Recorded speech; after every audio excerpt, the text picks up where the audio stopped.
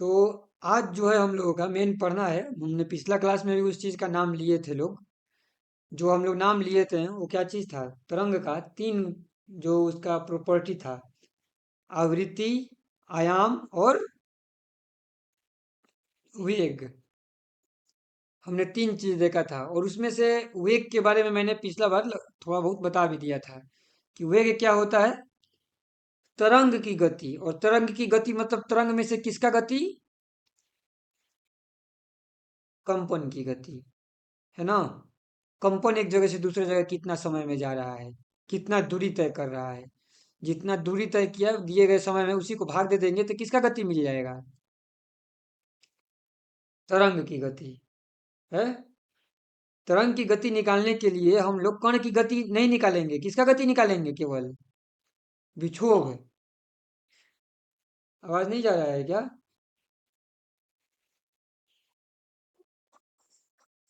जा रहा होगा।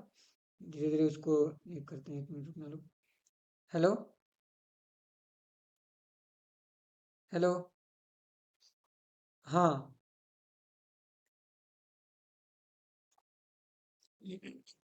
ठीक है। तो जो अपना है, हम लोग जब भी तरंग का गति निकालते हैं तो तरंग में दो प्रकार की गति हो गई। एक तो खुद कण का गति और दूसरा किसका गति? जो विक्षोभ होता है ना। विक्षोभ का गति। तो जब तरंग की गति का बात करेंगे तो मतलब तरंग में से किसका गति का बात होता है? विक्षोभ का गति, कि एक जगह से दूसरा जगह विक्षोभ कितने समय में गया। क्योंकि जाता तो सिर्फ विक्षोभ ही है। खुद कण तो एक जगह से दूसरे जगह जाता नहीं है। वो तो अपने ही जगह पर आगे पीछे करते रहता है ना, कंपन। अगर मान लिए कि कोई तरह कोई चीज है, यहाँ पे अगर स्पीकर से आवाज निकल रहा है, ये जगह है, ये स्थान है जहाँ पे स्पीकर लगाया गया है, जो हम लोग माइक वगैरह लगा देते हैं मस्जिद पर, मंदिर पर, कहीं भी। तो उससे आवाज निकल रहा है और वो आवाज मान लेते हैं कि यहाँ बी तक पहुंचा। तो क्या इसमें से पहुंचा? सिर्फ आवाज पहुंचा, तो आवाज के पहुंचने का मतलब किस चीज का पहुंचना हुआ? तरंग का पहुंचना। और तरंग के पहुंचने का मतलब किस चीज का पहुंचना? कंपन का मतलब कि यहाँ पे कर्ण ने टकराया, यहाँ का कंपन टकराने से उसके अगला वाला टकराया, उसके अगला वाला टकराया। तो मतलब कि टकरा टकरा के विक्षोभ का पहुंचना, जो टकराव यहाँ का कण ए वाला के पास का कण टकरा टकरा के सीधे बी वाला तक टकराव उत्पन्न कर दिया। ये टकराव कितनी देर में पहुंचा और कितना बीच में दूरी था, उसी को तरंग की गति कह देंगे। मान लेते हैं कि ये 50 मीटर का दूरी होगा और 2 सेकंड में पहुंच गया होगा। तो कितना चाल हो गया फिर तरंग का? 25 मीटर पर सेकेंड। इसमें कण की गति की कोई बात नहीं हुआ। कण आपस में कंपन कर रहे होंगे, हम उनकी गति की बात नहीं कर रहे हैं।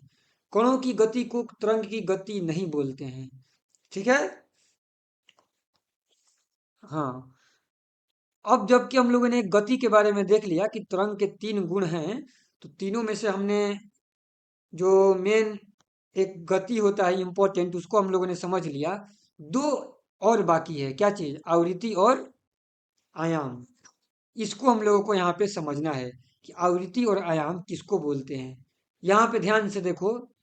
यहाँ पे ये चित्र है, बहुत ही इंपॉर्टेंट चित्र है। इस चित्र को समझ लेते हैं लोग थोड़ा अच्छे से। ध्वनि तरंग को दिखाने के लिए ये चीजें बनी हुई है यहाँ पे। ये स्पीकर है। स्पीकर का मतलब इसी से आवाज निकलता है। मोबाइल में से तुम लोग को आवाज मेरा सुनाई दे रहा होगा। तो मोबाइल में जिस चीज से आवाज निकल रहा है उसका नाम क्या होता है? स्पीकर। ठीक है। और तुम लोगों का आवाज तुम्हारे मोबाइल में जा रहा होगा और फिर वो मेरे लैपटॉप से निकल रहा है तो मुझे सुनाई दे रहा है। तो तुम लोगों का आवाज तुम्हारे मोबाइल में जिस मशीन के द्वारा जा रहा है उसका क्या नाम होता है? माइक्रोफोन। ठीक है। तो माइक्रोफोन क्या करता है? तुम लोगों के द्वारा बोले गए आवाज को मोबाइल अपने भीतर ले लेता है। तो वो जो लेने का काम कर रहा है, तुम्हारे आवाज को माइक्रोफोन कर रहा है। और मैं जब इधर से बोल रहा हूँ तो मेरा आवाज तुम्हारे मोबाइल तक पहुंचा। वो लंबी कहानी है कैसे पहुंचा। लेकिन मोबाइल में से बाहर निकालने का काम मेरे आवाज को कौन कर रहा है? स्पीकर। ठीक है। तो वही यहाँ पे ये स्पीकर है। ये स्पीकर से आवाज निकल रहा है। तो मैंने पिछला बार ही बताया था, हमने बार बार ऐसे जब पढ़ रहे हैं तो हमें ऐसा लग रहा है कि एक कण कंपन करता है। लेकिन जब हम वास्तविक दुनिया में चीजों को देखते हैं तो वहां पर एक कण नहीं, बल्कि थोड़े से ही आयतन में लाखों करोड़ों कण हैं, है कि नहीं? वास्तविकता है वो तो। हम लोग पढ़ने के लिए कब से एक कण किए जा रहे हैं, लेकिन एक कण का कंपन कुछ होता है नहीं, ठीक है, कि समझने के लिए हम लोगों ने सिर्फ एक कण से शुरू किया। लेकिन वास्तविक दुनिया में देखेंगे तो वहां पे अनंत कण एकदम साथ साथ में हैं। जब ठोस में होता है तो ठोस में थोड़ा जगह में और भी ज्यादा कण है, गैस में थोड़ा कम है, पानी में गैस से ज्यादा है, ठोस में पानी से ज्यादा है, लेकिन चीजें वही हैं। तो जब भी कंपन होता है, मान लिए कि से कुछ आवाज निकला क, तो आवाज निकला तो ये क जो ध्वनि उत्पन्न होगी ये क्या करेगा? अपने भीतर मान लेते हैं कि भीतर में कुछ जगह होगा, तो उस जगह से सारा कण को आगे धकेल दिया। तो यहाँ पे जो ये इतना एरिया बना, ये वाला एरिया, ये कैसा एरिया बन गया? सघन घनत्व का बना ना, उच्च दाब का सघन घनत्व का बन गया। ये सघन घनत्व का बना, फिर इसने आगे अपने आप को ठेल दिया होगा यहाँ से, मतलब उसको घसका दिया होगा अपनी जगह से। तो ये यहाँ पे फिर कैसा बन गया? आर का मतलब रिलैक्स। ये हो गया विरल घनत्व का। आर का मतलब होता है रिलैक्स, रिलैक्स का मीनिंग होता है आराम, और सी का मतलब होता है कंप्रेस, कंप्रेस का मतलब होता है दबाव का बढ़ जाना। किसी चीज को प्रेशर में रख रहे हैं तो कंप्रेस हो गया। रिलैक्स मतलब उसको हल्का कर दिए। तो ये चीजें समझ में आ रही है ना? यहाँ पे कंप्रेस्ड है, तो फिर ये रिलैक्स हो गया, तो फिर ये कंप्रेस हो गया। और ये ध्यान रखना है कि कहीं कंप्रेस हुआ है तो ऐसा नहीं है कि कंप्रेस होने के लिए आसमान से वहां पे कण एक्स्ट्रा आ गया, ऐसा हुआ क्या? नहीं, पीछे का कण ही उसको धकेला है कि एक जगह भीड़ लग गया है, एक जगह खाली हो गया है। ठीक है, तो कहीं सघन हो रहा है, तो सघन होने के पीछे कहीं जरूर कहीं ना कहीं कोई जगह पे विरलन हुआ होगा। कहीं विरलन हुआ है तो उसके पीछे कहीं ना कहीं सघन भी हुआ होगा। तो सघन विरलन का ये क्रमिक चक्र है। जैसे कि लोग बोलते हैं ना कि मुर्गी पहले आई कि अंडा पहले आई, कुछ नहीं। मुर्गी है तो अंडा भी है, अंडा है तो फिर मुर्गी भी है। गोल गोल चक्कर है, तो वैसे ये भी यहाँ पे है। कोई बोलेगा कि पहले सघनता आया कि पहले विरलता आया, एक साथ शुरू होता है। एक जगह जैसे ही सरलता शुरू हो रहा है, मतलब कि विरलता शुरू हो रहा है, तो दूसरे जगह पे क्या शुरू हो रहा होगा? सघनता एक साथ शुरू होता है। ठीक है ना? इसको कोई बोलेगा कि तोड़ के जवाब दे दो कि क्या पहले आया होगा, तो नहीं, ऐसा नहीं होगा। ठीक है ना? एक जगह से कण जा रहे हैं तो जहां से हट रहे हैं वहां पे क्या हो रहा होगा? विरलन। जहां जा रहे हैं वहां पे सघन हो रहा होगा। जैसे हमने देखा था इलेक्ट्रॉन में भी, कि इलेक्ट्रॉन निकल के जाता था, तो जिसमें से निकलता था उस पे कैसा चार्ज आ जाता था, कैसा आवेश? जिस परमाणु में से इलेक्ट्रॉन निकलता था उस पर कैसा आवेश?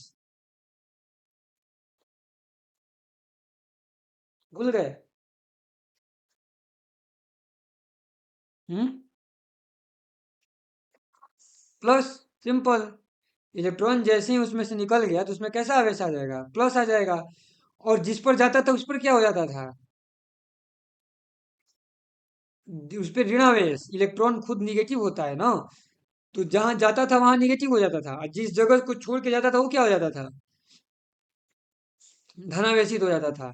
तो वही चीज यहाँ पर भी है कि जहां से कण हट रहे हैं वो जगह कैसी हो गई? विरल हो गई। और जहां पे कण चले गए वो कैसी हो गई? सघन हो गई। और दोनों एक साथ हो रहा है, हो रहा है ना? दोनों एक साथ हो रहा है। ठीक है। तो ये ऊपर में जो फोटो बना हुआ है ये स्पीकर के वजह से उच्च घनत्व निम्न घनत्व का दिखा रहा है कि यहाँ का कण उच्च घनत्व में आ गया है, फिर निम्न घनत्व में, फिर उच्च घनत्व में, फिर निम्न घनत्व में। समझ में आया ना? और उसी चीज को नीचे में दबाव से भी दिखाया गया है। ऊपर में घनत्व की विभिन्नताएं हैं, और नीचे में किसकी विभिन्नताएं हैं? दाब की। तो यहाँ पे जो लाइंस, जहाँ पे लाइंस ज्यादा पास पास में है, इसका मतलब वहां पे दबाव क्या है? ज्यादा है। और जहाँ पे लाइंस में बीच में दूरी है वहां पे दबाव क्या है? कम है ना? और ये भी तुम लोग को ध्यान देना है, इस चीज को मैं अभी दिखाऊंगा, अभी तो पता चल जाएगा। ये देखो बहुत ध्यान, इसमें ये चीजें भी क्लियर होगी कि जहाँ पे घनत्व ज्यादा वहीं पे दबाव भी ज्यादा, और जहाँ पे घनत्व कम वहां पे दबाव भी कम। फोटो से दिखाई दे रहा है ना? ऐसी इसलिए फोटो ऐसा बनाया गया है। एक ही जगह है, वहां पे अगर घनत्व ज्यादा है तो वहां दबाव भी ज्यादा होगा। सिंपल सा नियम है कि नहीं? इसमें कुछ डाउट है तो बताओ लोग।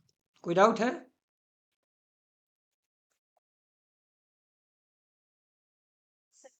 ठीक है। तो अब यहाँ पे ध्यान देना है। देखो, हमने ये फोटो देखा, ये अच्छी फोटो है। हम लोग को क्लियरली इससे पता चल रहा है किस बारे में, कि चीजें कैसे, मतलब कि उच्च दाब और निम्न दाब, उच्च घनत्व और निम्न घनत्व, इसके बारे में हमें मालूम चल रहा है इससे। अब इसका हम एक ग्राफ बनाते हैं और उस ग्राफ को बहुत ध्यान से समझना है। ठीक है ना? उस ग्राफ को बहुत ध्यान से समझना है। जहां पे सी है, तो यहाँ पे सी हो गया ना, यहाँ पे आर हो गया, फिर से सी हो गया और फिर से आर। आर सी, ये दोनों चलते रहेगा। अब इसमें क्या कर रहा हूं मैं, एक बना रहा हूं। ऐसा तुम लोगों ने तरंग देखा होगा, देखे होगे। अब इसका मीनिंग हम लोगों को समझना है कि इसका क्या मीनिंग है। देखो, जहां पे बार बार सी हो रहा है, वहां पे चीजें कहाँ पे जा रही है, ऊंचाई पर जा रही है ना। और जहां पे मतलब कि आर है, जहां पे विरलन है, वहां पे चीजें कहाँ पर है, नीचे है। तो ये ग्राफ कैसा है, ये ग्राफ किस किस चीज के बीच में, एक शख्स पे हम लोग को क्या रखना चाहिए, एक शख्स किस चीज को दिखा रहा है। हमने फिजिक्स में पढ़ रहे थे लोग कि अक्ष किसी किसी चीज को दिखाता था, कभी समय तो कभी कुछ। यहाँ पे एक शख्स किस चीज को दिखा रहा है। हाँ, सी आर में तो है। तो सी आर किस चीज, मतलब कि नीचे किस चीज का है, वो दूरी का है कि समय का है, किस चीज का है।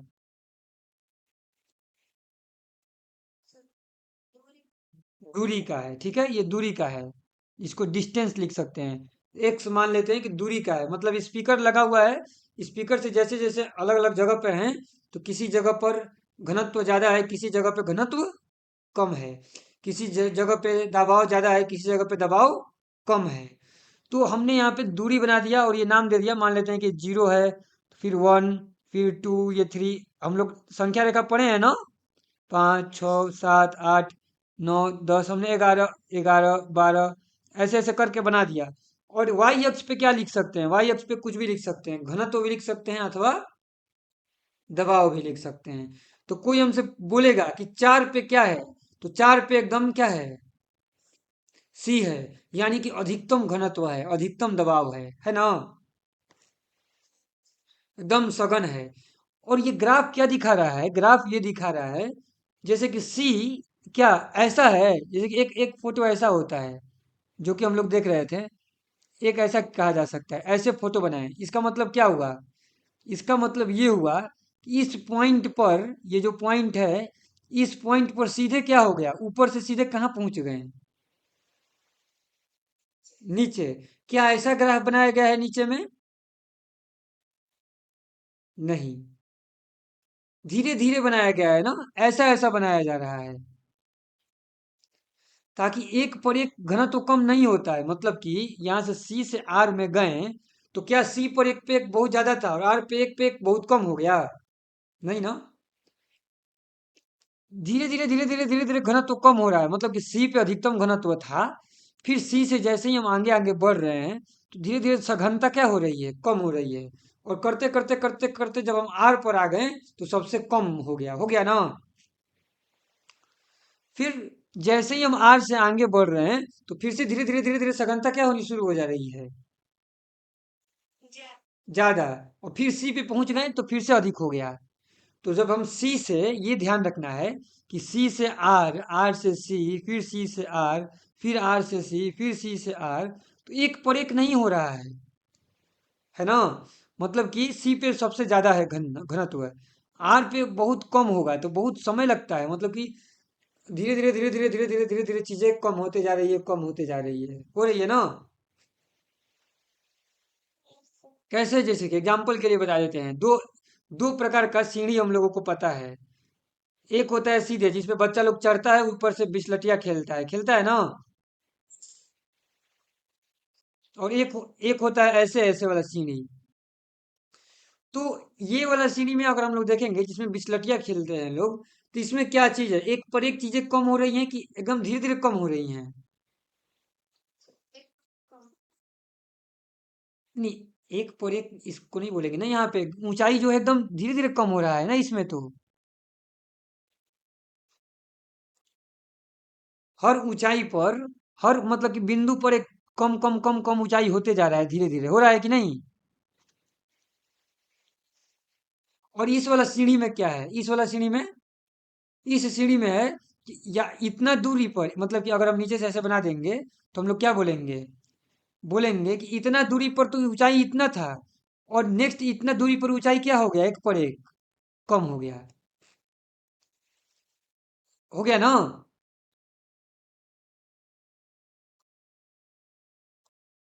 बात समझ में आ रहा है, नहीं आ रहा है। नहीं, नहीं आ रहा है, इसको ध्यान से देख लो लोग, इस चीज में हम किसको बोल रहे हैं। जैसे कि जो ये वाला मैंने बनाया है चित्र क, और ये है चित्र ख, ठीक। तो जो चित्र क है, चित्र क में देखेंगे जो बना हुआ है ये बिस्लटिया खेलने के लिए, इसमें हम ऊपर से यहाँ पे आके बैठ जाएंगे, तो धीरे धीरे धीरे धीरे धीरे धीरे हम नीचे आ जाएंगे, तो इसमें क्या हो रहा है कि हर, मतलब कि एकदम एक पर एक कहीं भी दूरी कम नहीं हो रहा है, एकदम धीरे धीरे धीरे धीरे कम हो रहा है हर जगह। जैसे कि अगर यहाँ पे दूरी 1 मीटर होगा, मतलब कि ये ऊंचाई 1 मीटर होगा, तो इसके जस्ट आगे कितना ऊंचाई होगा, 1 मीटर से थोड़ा सा कम। फिर उसके आगे 1 मीटर से, मतलब कि 1 मीटर से जितना कम हुआ होगा 1 पॉइंट मान लेते हैं कि 0.9 होगा, तो अब कितना होगा, 0.8 होगा। तो फिर 0.7 होगा। 0.9 और 1 के बीच में भी है कि नहीं है, बताओ। है। लेकिन क्या सीढ़ी के केस में ऐसा है, यहाँ पर एक है, मान लेते हैं कि ये 1 मीटर होगा, तो ये भी कितना मीटर होगा, 1 मीटर होगा, ये भी कितना मीटर होगा, 1 मीटर होगा। लेकिन ये कितना हो जाएगा, एक से एक पर एक बहुत कम हो जाएगा, और बीच में कुछ रहेगा क्या, बीच में कुछ भी नहीं रहेगा। इसलिए मैंने बोला कि ये एकाएक कम हो रहा है ना। और इसमें एकाएक नहीं, एकदम मतलब कि धीरे धीरे धीरे धीरे धीरे धीरे कम हो रहा है चीजें, हर मतलब कि बीच में अनंत, जैसे कि हम लोग वास्तविक संख्या पढ़े हैं कि हर दो संख्या के बीच में अनंत परिमेय संख्याएं होती है ना। तो वो हाल किसमें है, चित्र क में कि ख में, क में। और चित्र ख कैसा है, गिनती का संख्या पूर्ण वाला, एक, एक के बाद दो, दो के बाद तीन, है ना। तो ये चित्र ख ऐसा है। इसके लिए मैंने एक और शब्द बताया था, बताओ क्या है, कौन याद, याद है, किसको याद है इसके लिए मैंने जो बताया था। हाँ, कौन विविक्त है इसमें, सीढ़ी वाला विविक्त है, बहुत अच्छा।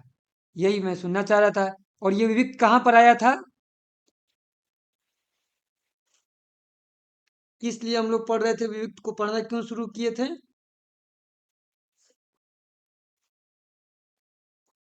हाँ, परमाणु के मॉडल में, किसके मॉडल में, 3 लोगों का मॉडल था अपने पास, किसका किसका था मॉडल।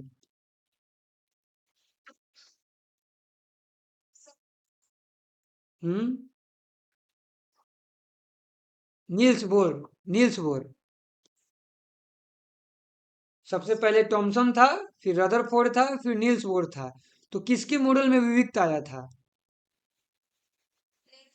नील्स बोर के मॉडल में आया था ना। नील्स बोर ने बताया था कि परमाणु के अंदर जो इलेक्ट्रॉन्स होते हैं वे विविक्त कक्षा में रहते हैं, जिसको के, एल और एम बोलते हैं, यानी कि कहीं भी नहीं रह जाएगा। हमने देखा था ना, बीच में कहीं भी नहीं रह जाएगा। तो कहीं भी नहीं रह जाएगा तो एक फिक्स जगह पर ही रहेगा।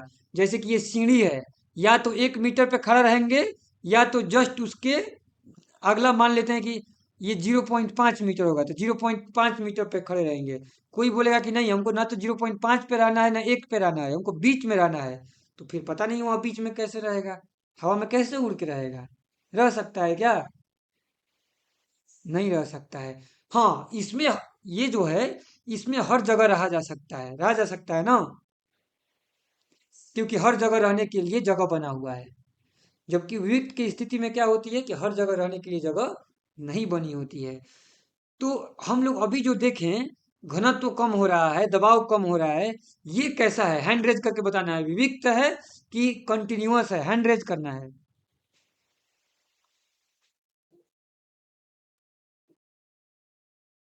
बताओ रेशो। कंटिन्यूअस है ना? ये क्या है? कंटिन्यूअस है, विविक्त नहीं है। इसीलिए हम लोगों ने ऐसा चित्र बनाया है। अगर कोई चीजें विविक्त होती ना, जैसे कि मैं यहाँ पे दो फिगर बना सकता हूँ, तुम लोग को ये चीजें बाद में दिखाई देगा, पता चलेगा। एक ऐसा फिगर हो गया, तो ये फिगर इस चीज को दिखा रहा है कि चीजें कंटिन्यूअस हैं, एक पर एक कम नहीं हो रही है। और एक ऐसा चित्र भी बनते हुए कहीं कभी दिखाई देता है, तो ये कैसा हो गया? ये विविक्त हो रहा है कि चीजें एक पर एक कम ज्यादा हो रही है, बीच में जगह ही नहीं है कम ज्यादा होने के लिए। बाकी और कोई चीज अलाउ नहीं है। इसमें क्या है कि हर चीज अलाउ है ना? सीढ़ी और जो है एक बिस्लटिया, दोनों के माध्यम से विविक्त, और इसको याद रखना है। ठीक है, तो ये हम लोगों ने यहाँ पे देख लिया। अब जो अगला बात है, फिर से इस चित्र को लेते हैं और आगे इसको देखते हैं लोग, क्योंकि इसी के आधार पे हम लोग आयाम और आवृत्ति दोनों को समझने वाले हैं। ये कहानी अभी अपना पूरी होने वाली है। आयाम किस चीज को बोलते हैं और आवृत्ति किस चीज को बोलते हैं लोग। ना, ऊपर चला जाता है। हाँ, देखो यहाँ पे, फिर से मैं यहाँ पे चित्र बना दे रहा हूँ। ये अपना चित्र है, यहाँ से चीजें शुरू हो रही हैं। तो सी आर पे सबसे कम, सी पे ज्यादा, ऐसे ऐसे बना दे रहा हूँ। मतलब कि ऊपर वाला सी है और नीचे वाला क्या है? आर है। ठीक है, ऊपर वाला सी है, नीचे वाला आर है। तो ये बना हुआ है। तो अब इसमें क्या हो रहा है, हमको ये तो देखने को मिल गया। और ये एक शख्स किस चीज को दिखा रहा था? स्थान को, दूरी को, यानी कि स्थान को दिखा रहा था। और ये दबाव बोल सकते हैं अथवा घनत्व बोल सकते हैं। तो इसमें जो स्थान है, तो दो स्थान ले लेते हैं जो सेम जैसा हो। एक ही जैसा दो स्थान लो। एक ही जैसा कहने का मतलब, या तो पूरा कंप्रेस वाला हो या तो पूरा आर वाला हो। बीच में का भी कुछ ले सकते हैं। बीच में का लेंगे तो कैसे लेंगे? ऐसे ले सकते हैं। अगर यहाँ पे जगह लिए तो इसके जैसा कहाँ पर रहेगा?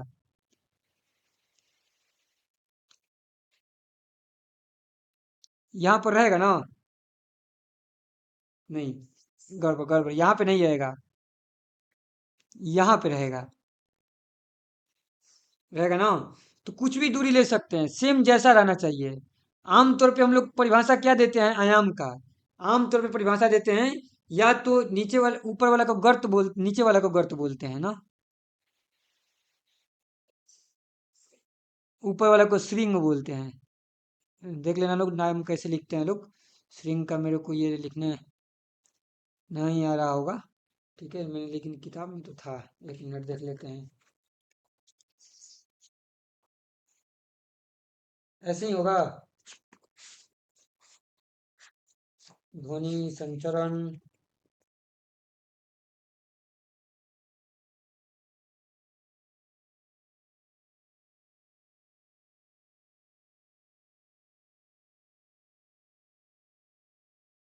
चलो देख लेना लोग।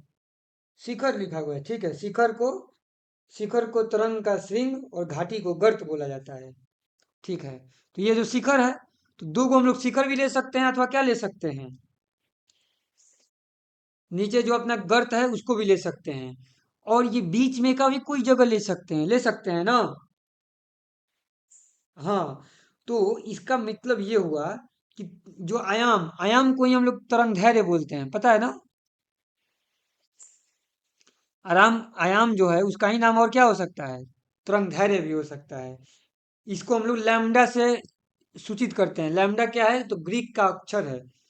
जैसे हम लोग का देवनागरी में क ख ग घ होता है, वैसे ही लैम्डा ग्रीक जो है, ग्रीस देश है, उनका अपना ये एक अक्षर है। जैसे इंग्लिश में ABCD होता है, हिंदी में एक दो तीन ये सब अक्षर होते हैं।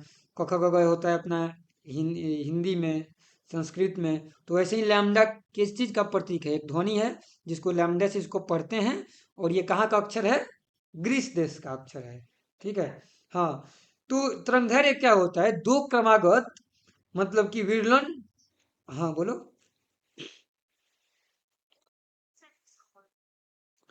ग्रीक शायद बोलते हैं, मैं कंफर्म नहीं हूँ क्योंकि ये सब मेरे को याद नहीं है, ठीक है। देख लेना लोग अपना क्रोम इंटरनेट पे। मेरे को लग रहा है कि उसी को बोलते हैं, मैं लेकिन कंफर्म नहीं हूँ मैं उस पे। तो यहाँ पे जो है अपना। हाँ बोलो।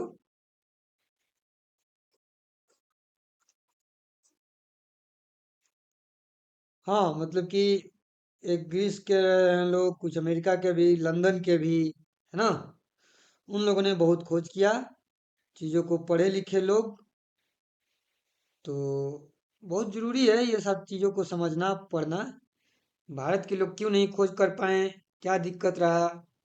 भेजूंगा वीडियो कभी, अब की बार खाली, अब की बार क्लास नहीं लगेगा ना, तो मैं वीडियो। कल वाला वीडियो भारी पड़ रहा होगा देखने में, और किसी ने देखा था क्या वीडियो रिशु के अलावा? कोई नहीं देखी? ठीक है, कल वाला छोड़ दो लोग, शायद वो भारी होगा, मुश्किल लग रहा होगा। मैं आसान आसान कुछ देख के भेजूंगा ना, तो थोड़ा सा ये रहेगा। कल वाला तो ज़्यादा डिफिकल्ट होगा वो थोड़ा सा। हालांकि वो जलवायु परिवर्तन पे था, ठीक है। उसको जलवायु परिवर्तन बोलते हैं लोग, तो जलवायु परिवर्तन पे था। कैसे धरती में जलवायु परिवर्तन होता है, क्या चीज़ होता है, वो मैं पढ़ाऊंगा कभी उसमें। एक दिन के चैप्टर उसमें लेंगे ना, तो पता चलेगा थोड़ा सा जलवायु परिवर्तन के बारे में, क्या चीज़ होता है जलवायु परिवर्तन। तो उस पे चीज़ें थी। वो जो वीडियो भेजे थे वो समझ में आया था, एक आचार्य प्रशांत का था ना। वो ठीक था ना, वो समझ में आ रहा था ना, उसमें भी कोई दिक्कत हो रहा था ज़्यादा? ठीक है, उससे सीखने को मिल रहा था अच्छे से ना। ठीक है। तो वो वाला वीडियो है ना, वो वाला वीडियो का मैं वैसा मेरा कुछ तुम लोग के लायक वीडियो देख के कुछ भेज दूंगा। चाहे और छोटा छोटा कुछ स्टोरी पहले का, कुछ उपनिषद वगैरह के स्टोरी रहते हैं, वो मैं भेज दिया करूंगा। तो उसको देख के उस पे फिर कॉपी पे लिख के भेजना लोग। हाँ ये ध्यान रखना है कि जो भी अगर मैं वैसा स्टोरी वगैरह भेजूंगा, तो उसको तुम लोग को ऐसा लगेगा कि क्या पुराना जमाना का बात हो रहा है। तो जब भी वैसा चीजें लगता है कि कुछ पुराने जमाने की चीजें हैं, तो उससे आदमी, ठीक है, अब जो भी समझने में लायक चीज है, जो भी बढ़िया चीज है, भले पुराना ही हो जाए, कुछ अच्छा है तो उसको रखा जाता है। और जो खराब होता है उसको क्या कर दिया जाता है? छोड़ दिया जाता है ना। अतीत से हर चीज को नहीं ढोया जाता है, लेकिन अतीत में जो खोज हुई है, हम लोग इस विज्ञान को पढ़ रहे हैं, क्या ये आज का खोजा हुआ है? नहीं ना। ये विज्ञान जो अभी हम लोग पढ़ रहे हैं, क्या ये आज का है? ये पहले का है। तो हम क्यों इसको पढ़ रहे हैं? इसलिए पढ़ रहे हैं क्योंकि ये क्या है? सच्चाई है, महत्वपूर्ण है और सच्चाई है, झूठ नहीं है। तो झूठ को छोड़ा जाता है, लेकिन अगर कोई चीज़ सच्चाई है तो उसको कभी भी खोज किया गया हो, पुराना ही क्यों ना हो, उसको साथ में रखा जाता है। सच को साथ में लेकर चलना चाहिए, झूठ को छोड़ देना चाहिए। तो जो ये विज्ञान है, भले ही 100 साल पहले ही खोजा गया हो, अगर वो गलत सिद्ध नहीं हुआ है, उसके आधार पर इतनी सारी मशीन्स बन रही हैं, सब चीज़ बन रही हैं, तो वो सही है, तो उसको हम लोग सीखेंगे पढ़ेंगे, है कि नहीं?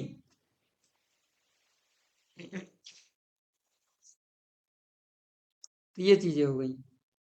तो वैसा वीडियो मैं भेजूंगा तो तुम लोग के लिए आराम रहेगा उस चीज को देखना।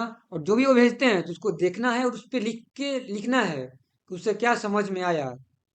और फिर जाकर उस पर कोई प्रश्न रहता है तो अपना प्रश्न भी लिख लिया करो लोग। ठीक है। तो ये यहाँ पे करते हैं आगे इसको कंटिन्यू। तो हम लोग आयाम की बात कर रहे थे, आयाम और तरंग दैर्घ्य जो लैम्डा होता है।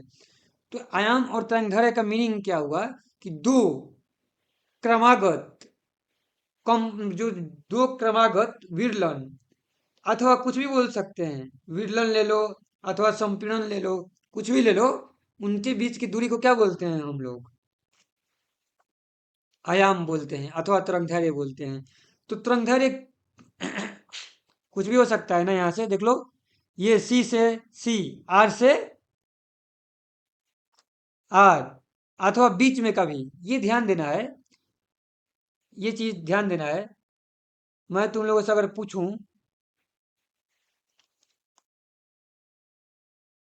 इसमें कय गो कंपन है, कंपन का संख्या बताना है, इसमें कय गो कंपन है? तीन, छ,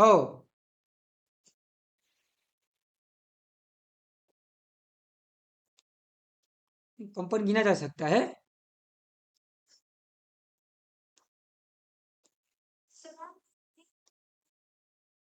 ठीक है, स्वेंग और गर्त गिना जा सकता है, कंपन नहीं गिना जा सकता है। एक प्रकार से इस चीज को हम लोग ऐसे फिर बोल देते हैं, कंपन तो मतलब कि वो हो गया अपना कि जो कण होता है वो कंपित हो रहा है अपने जगह पर, है ना। ठीक है, उसको छोड़ देते हैं, कंपन को गिना वाला को छोड़ देते हैं, कंपन को उस हिसाब से नहीं गिन सकते हैं। इसको समझो किस हिसाब से इसको बोला जा रहा है। हम लोग यहाँ पे जो ये ग्राफ है, ग्राफ किस चीज को दिखा रहा है, कंपन की वजह से जो स्थान है, स्थान में कहीं पे दबाव उच्च हो गया है और दबाव क्या हो गया है, कम हो गया है। ये हुआ है ना। हाँ, तो जो दबाव उच्च और कम हुआ है, निम्न हुआ है अलग अलग जगह पे, तो ऐसा ऐसा कई गो हुआ है इसमें, ये बताओ। पूरा फुल फुल वाला कंप्लीट, उच्च पे गया फिर निम्न पे चला गया, फिर उच्च पे चला गया फिर निम्न पे चला गया। 4 बार हुआ है। ध्यान देना है कि इसको कैसे हम लोग काउंट करते हैं, इस चीज को बहुत ध्यान देना है। ए, बी, सी, डी, ई, बताओ ए से शुरू होके कहाँ पे कंप्लीट हुआ। सी पर सी पर कंप्लीट हुआ। ये एक हो गया, ये पूरा एक तरंग दैर्घ्य हो गया। समझ में आया बात है। जैसे कि यहाँ से उठना शुरू हुआ था ऐसे लाइन से, ऊपर गया, फिर मध्यम पे आया, फिर पूरा नीचे गया, फिर यहाँ पे आ गया, फिर यहाँ से जब शुरू होगा तो फिर पहले के जैसा दोबारा उठना शुरू हुआ, हुआ ना। तो मतलब कि इतना जो है जगह ये एक कंप्लीट हुआ, इतना हुआ कि नहीं। अब बताओ कय गो है ऐसा ऐसा, और दो गो है, एक ये है और फिर एक ये है ना। तो बात समझ में आया क्या ये चीजें, कि तरंग में जब हम लोग काउंटिंग करते हैं तो पूरा काउंटिंग का मतलब ये होता है कि जैसा जिस स्थिति में शुरू हुआ उसी स्थिति में है। कैसे बोला जा रहा है इस चीज को ध्यान से देख लेना है। यहां से ऊपर जा रहा था, यहाँ पर यहाँ था, तो कोई बोलेगा कि फिर से ये ऊपर गया था फिर नीचे आ गया, तो इसको भी आप बोल दीजिए, तो नहीं, ये ऊपर जाना शुरू हुआ था और ये कहाँ जाना शुरू हुआ है यहाँ पे अभी तो नीचे। तो ये अभी एक जैसा नहीं हुआ है अभी, मतलब कि कंप्लीट नहीं हुआ है इसका कहानी। इसका पूरा कहानी कहाँ पे आके कंप्लीट होता है, सी पर। सी से फिर वही कहानी दोहराता है, फिर ये पूरा ऊपर जाता है फिर नीचे आके फिर इसे वही कहानी दोहराता है। ये चीज को हम आगे भी पूरा कितना भी दूर तक ले जा सकते हैं, है ना। हम्म। तो ये काउंट करने आना चाहिए कि कई गो तरंग दैर्घ्य है, कितना तरंग दैर्घ्य है, तरंग दैर्घ्य का काउंटिंग। तो अगर हम पहले जो फोटो बनाए थे उसमें कई गो तरंग दैर्घ्य था कुल मिला के, 3 गो तरंग दैर्घ्य था, है ना। अब जो तरंग दैर्घ्य की गिनती का बात कर रहे थे, तरंग दैर्घ्य का जो लंबाई, एक, अभी हम एक तरंग दैर्घ्य बनाते हैं, ज्यादा नहीं, कितना, सिर्फ एक। ये हो गया ना। तो अब इसमें अगर कोई बोलेगा कि हमको बताओ किस चीज के बारे में बताना है, कि आयाम के बारे में, कि आयाम किस चीज को बोलते हैं, तो हमको एक जैसा जगह चाहिए होगा, सेम सेम वाला, है ना। तो इसमें सेम सेम वाला जगह है क्या ज्यादा, नहीं है। सिर्फ इसको ही सेम बोल सकते हैं, एक ये है और एक ये है, शुरू और लास्ट में, और बाकी तो सेम है ही नहीं। तो सेम करने के लिए, सेम जगह का काउंटिंग करने के लिए कम से कम एक और ऐसा चाहिए, चाहिए ना। तो एक और बना लेते हैं फिर, ताकि हम लोग उसका काउंटिंग कर पाए।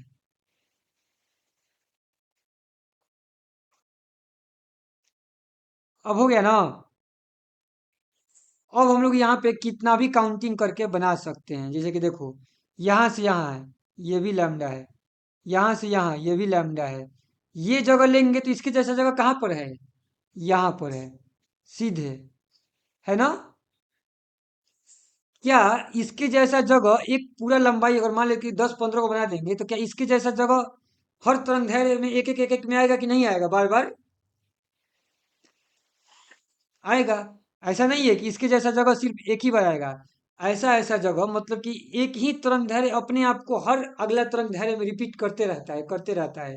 सेम सेम बिहेवियर करेगा ना। सिंपल सा चीज है और कोई दिक्कत नहीं है। और ध्यान देना है इसमें से किस चीज के बारे में। अगला चीज, तरंग दैर्घ्य तो समझ में आ गया ना, इसमें कोई डाउट नहीं है। अगला चीज ध्यान से देना है।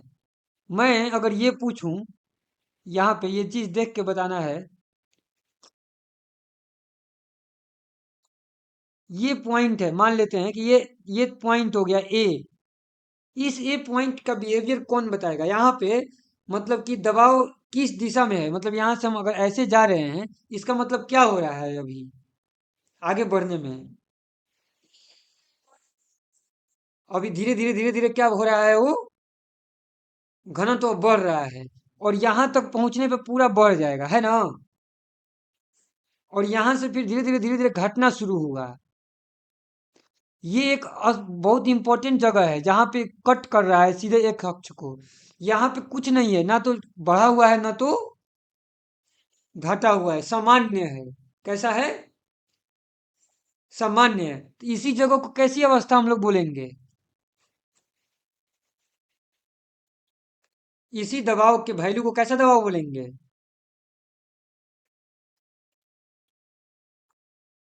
बोलो, पढ़े हैं लोग ना। संतुलित, संतुलित जो हम लोग ने संतुलित पढ़ा था, वो यही है संतुलित है। जहां पे ये बीच में एक्स पे कट कर रहा है वो कैसा है, एक प्रकार का है संतुलित है अथवा विराम अवस्था है ये। इसके पीछे भी और इसके आगे भी तो ऊपर नीचे हो रहा है ना, चीजें बढ़ रही हैं घट रही हैं। ये जो बीच में हो रहा है वही क्या है, एक प्रकार का संतुलित है। तो एक तरंग में मतलब कि एक तरंग दैर्घ्य में एक संतुलित रहता ही रहता है, रहेगा ना। उसके आगे पीछे चीजें हो रही हैं। यहाँ पे तो ये जगह है, इस जगह पे अभी संतुलन है। हो सकता है अगला बार इसी जगह पर फिर से क्या हो जाए, विरलन अथवा संपीड़न। तीन अवस्था है अपने पास, कुल तीन अवस्था है। कैसी कैसी, या तो हाँ, या तो विरलन रहेगा, या तो संघनित रहेगा, या तो संतुलित रहेगा, है ना।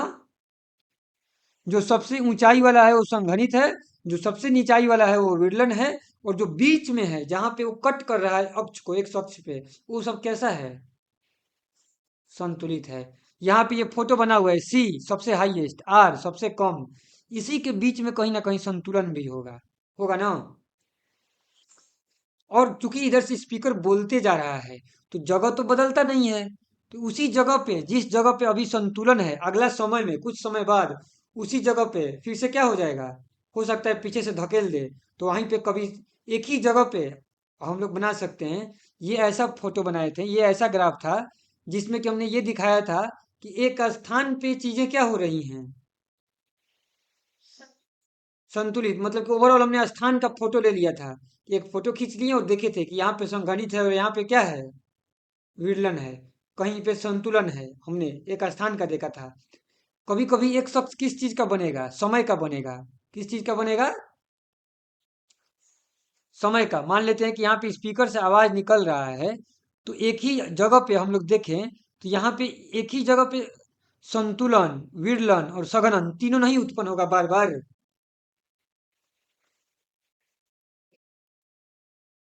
हाँ, एक ही जगह पे इधर उधर होगा तो होगा ही। पीछे से स्पीकर से बोला तो पीछे स्पीकर से बोला तो सब कण को धक्का दे देगा। तो यहाँ पे जैसे ही सारा कण पहुंचेगा तो ये कैसा जगह बन जाएगा, सघन बन जाएगा। और फिर कुछ देर बाद जब सघन बना है तो फिर विरलन भी होगा। तो हटेगा तो फिर कैसा हो जाएगा, विरलन। और सघन से विरलन हो रहा होगा तो बीच में कैसी अवस्था आई होगी, जरूर संतुलित की। क्योंकि सघन से विरल होंगे तो बीच में से तो होके जाएंगे ही ना, कि हवा में से चले जाएंगे, बीच में से होके ही जाएंगे, है कि नहीं। तो जो ये फोटो ऊपर में दिखाया गया था, ये पूरा एक साथ फोटो क्लिक कर दिया गया कि सब कोई लाइन से खड़ा हो जाओ। कैमरा वाला ने फोटो खींच दिया, उसने समय का केयर नहीं किया। तो हम लोगों ने इस चीज को यहाँ पे फोटो देखा। हमने यहाँ पे मैंने ये बताया कि ये जो जगहें हैं जहाँ पे सी और आर दिखाया गया है, ये किसी समय पर दिखाया गया है। मान लेते हैं t=1 सेकेंड पे था, t=2 सेकेंड पर क्या हो सकता है? जहां पे सघन है वहां पे विरलन हो जाएगा, जहां पे विरलन है वहां पे क्या हो जाएगा? सघन हो जाएगा। तो कोई जरूरी नहीं है कि कहाँ पे फिर क्या हो जाएगा। चीजें समझ में आ रही है ना? ठीक है। तो ये हम लोगों ने किस चीज के बारे में देखा? तो ये हम लोगों ने देखा कि कैसे आयाम काम करता है ना? आयाम क्या होता है, कैसे विरलन सघन हो रहा है, इतने सारे कण, दबाव, ये ग्राफ का मीनिंग क्या होता है, हम लोगों ने ग्राफ को अच्छे से समझा। कभी भी एग्जाम में आता है इसको लिखने के लिए तो ग्राफ को फोटो बना के अच्छे से समझा सकते हैं कि नहीं? सारा चीज रिकॉर्ड हुआ है, दोबारा देख लेना लोग अगर नहीं समझ में आएगा तो। अगला चीज देख लेते हैं, आवृत्ति। जो वो आसान है, उसमें कुछ नहीं है। उसमें जो सब कण है, सब कण क्या कर रहा है? कंपन कर रहा है ना? कंपन कर रहा है। तो 1 सेकंड में जय को कंपन करता है लोग, उसको हम लोग क्या बोल देते हैं? आवृत्ति बोल देते हैं। और कंपन का भी फोटो ऐसे ही बनाया जाता है जैसे ऊपर में था। यही फोटो, ऐसा ही फोटो किस चीज का होता है? कंपन का भी। क्यों? ये एक कंपन को, ये चित्र एक कंपन को दिखा रहा है। कितना कंपन को? एक कंपन को। कि ये संतुलित अवस्था है, फिर इधर पीछे गया, फिर इधर आगे गया, फिर पीछे, फिर आगे। तो ये एक कंपन को दिखा रहा है। तो 1 सेकंड में जय को कंपन होगा उतना ही क्या हो जाएगा? क्या?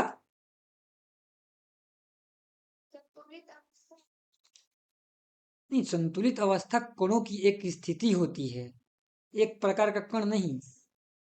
जो संतुलित अवस्था हो गया, अथवा संघनित हो गया, अथवा विलयन हो गया, ये सब एक प्रकार का स्थिति है। मान लो कि एक घर है, चाहे एक गाड़ी है, एक टेम्पो वाला है। एक टेम्पो वाला ने अपने गाड़ी में 25 आदमी को बैठा दिया ठेल ठेल के। अब उसकी अवस्था कैसी हो गई? संघनित, है ना? बेचारा के टेम्पो में 10 आदमी बैठ सकता था, उसने पूरा कोच कोच के 25 आदमी को बैठा दिया, संघनित अवस्था हो गई। 10 आदमी आराम से बैठ सकता था। फिर कभी ऐसा होगा कि जा, 5 ही आदमी अब बैठेगा। अब कैसा अवस्था हो गया? विरलन। तो कण आपस में मिल के, कण, बहुत सारे कण जब आपस में रहते हैं, एक कण के लिए संतुलन विरलन कुछ नहीं होता है। एक कण के लिए कहेंगे क्या संतुलन और विरलन? नहीं। जब तक से बहुत सारा कण नहीं होंगे तो हम संतुलन, विरलन अथवा किसी भी चीज का बात नहीं करेंगे। तो संतुलित कण नहीं, कणों की एक अवस्था होती है। जब बहुत सारे कण आपस में आराम से रहते हैं तो उसको कैसी अवस्था बोल देंगे? संतुलित अवस्था अथवा विरामावस्था। वहीं छोटा सा जगह पे बहुत सारे कण आ जाएंगे तो फिर उसको हम कैसी अवस्था बोल देंगे? सघनित अवस्था, उच्च दबाव का अवस्था। वही सारा चीज तो यहाँ पर फोटो में दिखाया गया है। फोटो में क्या दिखाया गया है यहाँ पर? कि ये सी, सी क्यों लिखा गया है? यहाँ पे दिख रहा है ना फोटो में कि इस सी, इतना में ही पूरा कण खसम खसम खसम खस खसम खस भरा हुआ है, मेला लगा हुआ है। और नीचे भी लाइन से दिखाया गया है कि दबाव इतना ज्यादा है कि लाइंस को पास पास में, नीचे जो लाइंस है ना लंबा लंबा, इन लाइंस को पास पास में रखना किस चीज को दिखा रहा है? उच्च संघनन या उच्च दाब को दिखा रहा है। वो चित्र का मतलब होता है कि अगर चीजें पास पास में है मतलब कि दबाव बहुत ज्यादा है, और एकदम दूर दूर पे है मतलब कि दबाव बहुत कम है। तो आम अवस्था जो है संतुलित अवस्था से कम हो गया है, इसलिए विरलन बोल रहे हैं। और संतुलित अवस्था से बहुत ज्यादा तो बहुत, उसको फिर संगनन। टेम्पू है, टेम्पू में 10 आदमी आराम से बैठ सकता है, कोई दिक्कत नहीं है, वो संतुलित अवस्था है। आदमी बहुत कम हो गया है, 2 ही आदमी बैठा है, विरलन हो गया। बहुत मार्केट तेज है उसका, 10 क्या, उसने 20 बैठा लिया, संघनन हो गया, है ना? तो सिंपल से ये चीजें होती हैं। और आवृत्ति तो क्लियर है, आवृत्ति में तो कोई दिक्कत ही नहीं है। कण, जब जब कण कंपन कर रहे हैं तो इसमें एक ही कण का बात होता है, या फिर पूरा चीजें जब आप पूरा अगल बगल होती हैं तो पूरा मिला के ही बात होता है। कि उसमें यही बात होता है कि 1 सेकंड में कितनी बार कंपन हुआ, उसको हम लोग क्या बोल देंगे? आवृत्ति। ठीक है। अगर हो सकता है किसी ने 1 सेकंड में 20 बार कंपन किया तो उसको बोलेंगे 20 हर्ट्ज। आवृत्ति का इकाई क्या होता है? हर्ट्ज। और इसका हर्ट्ज का मतलब क्या होता है? प्रति सेकंड। बोलेंगे ना 10 पर सेकंड, मतलब 1 सेकंड में कई बार? 10 बार। इसी को बोल सकते हैं 10 हर्ट्ज। मतलब कि 1/सेकेंड को ही हम लोग क्या लिख देते हैं, हर्ट्ज लिख देते हैं, कोई अंतर नहीं है। जिसने खोज किया था उसके नाम पे है ये हर्ट्ज, उनका कुछ नाम था, हेनरिक रुडोल्फ हर्ट्ज। 1857 में उनका जन्म हुआ था जर्मनी में। ठीक है, 1/s, 1/सेकेंड को ही हर्ट्ज बोला जाता है। तुम 1/सेकेंड भी लिख दो तो कोई तुमसे गलती नहीं बोलेगा कि ये गलत है। सेम चीज को ही उनके सम्मान में हर्ट्ज बोल दिया गया, है ना। जैसे बल, बल का इकाई क्या होता है, न्यूटन। लेकिन न्यूटन का असली किस चीज से मिलकर बना हुआ है, नहीं नाम से मिलकर बना हुआ है, लेकिन असली इकाई क्या होती है, मीटर। हाँ, किलोग्राम मीटर पर सेकेंड स्क्वायर, एम ए। मतलब इतना चीज को ना बोल के उनके सम्मान में न्यूटन दे दिया गया, क्योंकि उन्होंने बल के बारे में बताया था। तो वैसे ही इन्होंने कंपन के बारे में बताया, इसलिए हर्ट। एक चीज बताओ, ध्वनि तरंग, जो तरंग होता है, तरंग के पास ऊर्जा रहता है, और ऊर्जा के लिए हम लोगों ने चीजें यहाँ पे देखा। एक तरंग दैर्ध्य देखा हम लोगों ने, आयाम देखा, आयाम देखा ना, आयाम, तरंग दैर्ध्य। एक चीज उल्टा हो गया है थोड़ा सा, हमने ना गड़बड़ कर दिया था। तरंग दैर्ध्य ठीक था, आयाम को अभी देखना बाकी है, ठीक है ना। मैंने आयाम को ही तरंग दैर्ध्य बोल दिया था ना। हाँ वो गड़बड़ है, ठीक है। आयाम अलग होता है, अभी हम लोगों ने जो पढ़ा है वो क्या चीज पढ़ा है, तरंग दैर्ध्य पढ़ा है। आयाम को, आयाम अलग चीज होता है, उसको देख लिया जाएगा। तरंग दैर्ध्य और जो आवृत्ति होता है वो आपस में रिलेटेड होते हैं, उनको हम लोग देखेंगे कैसे रिलेटेड होते हैं। आयाम को बता देते हैं, आयाम कुछ नहीं होता है, ये संतुलित अवस्था से कितनी ऊंचाई पर गए अथवा कितनी नीचे गए, उसको हम लोग क्या बोलते हैं, आयाम। इसको बता देंगे आगे कि आयाम का मीनिंग क्या होता है। ये जो दूरी अभी हम लोगों ने पढ़ा, ये दूरी किस चीज का दूरी था सब, तरंग दैर्ध्य का।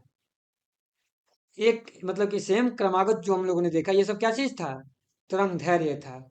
ठीक है, ये सब तरंग दैर्ध्य था। और दूसरा एक और चीज जो हम लोगों ने देख लिया, कंपन।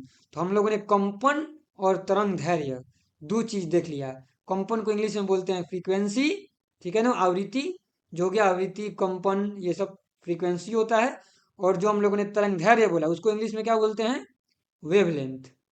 ठीक है, उसको हम लोग वेवलेंथ बोलते हैं, कि तरंग का लेंथ कितना है। इससे रिलेटेड कुछ क्वेश्चंस भी आएंगे, उन क्वेश्चन को भी हम लोग देखा जाएगा। और आयाम सिंपल सा चीज है, आयाम का मतलब क्या होता है,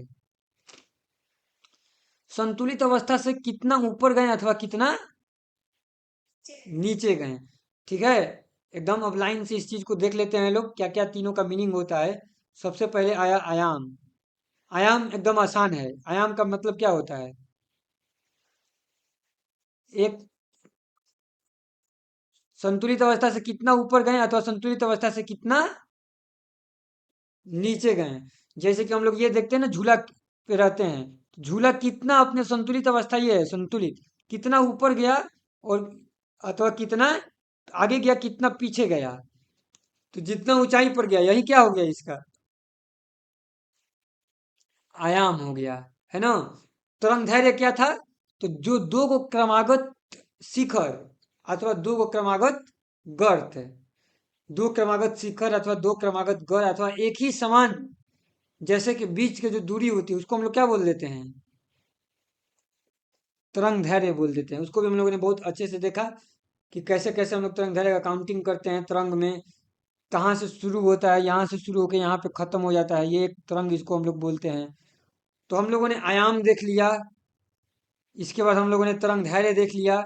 तरंग दैर्घ्य पे ही बनता है अपना क्या चीज, आवृत्ति। आवृत्ति दोनों का रिलेशन देखेंगे।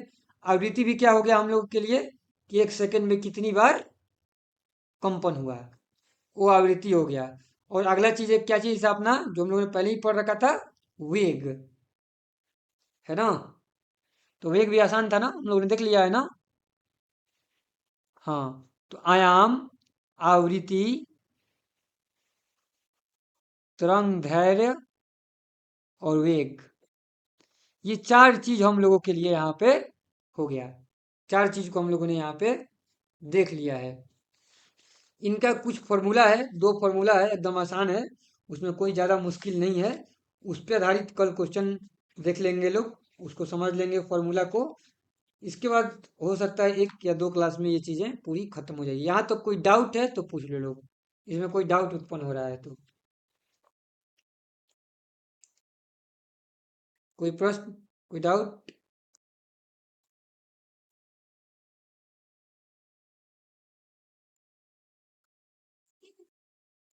आवृत्ति में क्या होता है, कंपन की संख्या। हर कण कंपन कर रहा है ना, हर कण कंपन कर रहा है, तो कंपन को काउंट कर सकते हैं ना, कि 1 सेकंड में कई वो कंपन हुआ, कि नहीं काउंट कर सकते हैं। जैसे कि झूला है, तो हम लोग ये देख सकते हैं कि 1 मिनट में कितनी बार झूला आगे पीछे हुआ। कैसे काउंट करेंगे, तो हम लोग ऐसे काउंट करेंगे। कैसे काउंट करेंगे, ध्यान दो। जैसे कि झूला के लिए ही देख लेते हैं यहाँ पे। झूला से हम लोग, झूला ये है अपना, झूला आगे पीछे हो रहा है, तो कैसे काउंट करेंगे। मान लेते हैं कि यहाँ से आगे जाना शुरू किया गया, तो यहाँ से आगे गए, पीछे आए, क्या बोल दें कि एक काउंटिंग हो गया,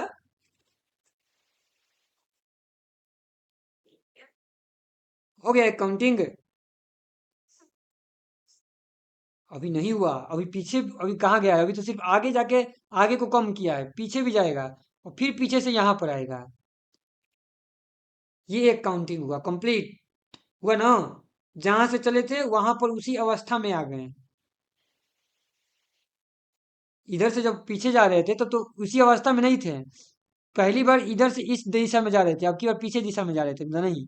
अब यहाँ पे आ गए, फिर अब आगे जाएंगे, तो अब सेम काम दोबारा रिपीट होना शुरू हुआ, हुआ ना। तो इस मतलब कि इस चीज को यहाँ तक के हम लोग को कितना इसको बोल दिए, एक बोल दिए। अब हम अपना सेकंड, अब अपना घड़ी ले लिए और हमने चेक करना शुरू किया कि 1 मिनट में कितनी बार ऐसा ऐसा काम हुआ। तो मान लो कोई आया, उसने क्या पता चला, 1 मिनट में वैसा उसने 120 बार कर लिया। तो 120 बार किया है कितने मिनट में, 1 मिनट में किया ना। और 1 मिनट का मतलब होता है 60, मतलब कि कितना हर्ज का हो गया,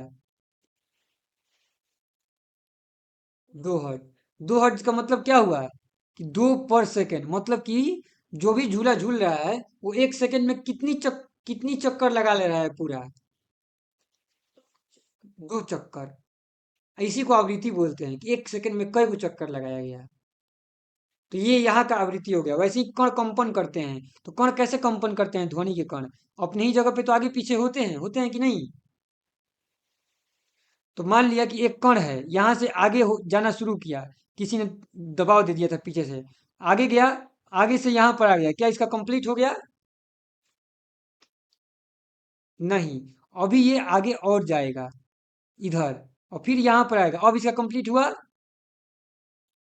हो गया। तो इसने एक कंपन कर लिया, फिर ये अब यहाँ से आगे बढ़ेगा, ऐसा ही नहीं कि ये नहीं अभी आगे बढ़ेगा, फिर आगे बढ़ेगा, फिर पीछे जाएगा, फिर यहाँ पर आ गया, अब कै गो हो गया, 2 गो।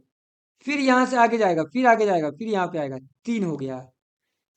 तो ये अपने ही जगह पे, एक ही जगह पे ये क्या कर रहा है, आगे पीछे कर रहा है। इसी को हम लोग काउंट करके बता देते हैं कितना हर्ज हो गया। इसी को आवृत्ति बोल देते हैं। 1 सेकंड में, अब ऐसा नहीं कि नीचे गिर रहा है, नीचे नहीं गिर रहा है, मैं तो फोटो दिखाया। एक ही जगह पे अपना ये आगे पीछे ऐसे ऐसे हो रहा होगा ना। हाँ, ये तो मैंने फोटो के लिए दिखाया। ये मत सोचते ना कि नीचे गिर रहा है, सर ऐसा फोटो बना दिए तो ऐसा बना दिए, वैसा ही हो रहा होगा। फोटो बनाने का एक अपना एक लिमिटेशन रहता है, समझाने के लिए कॉपी है, पेन से मेरे को दिखाना है, सामने भी नहीं है।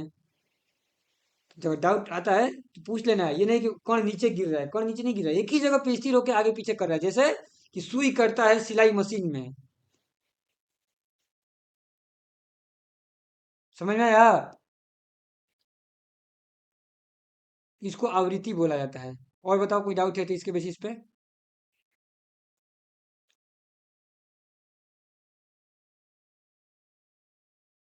और कोई डाउट है।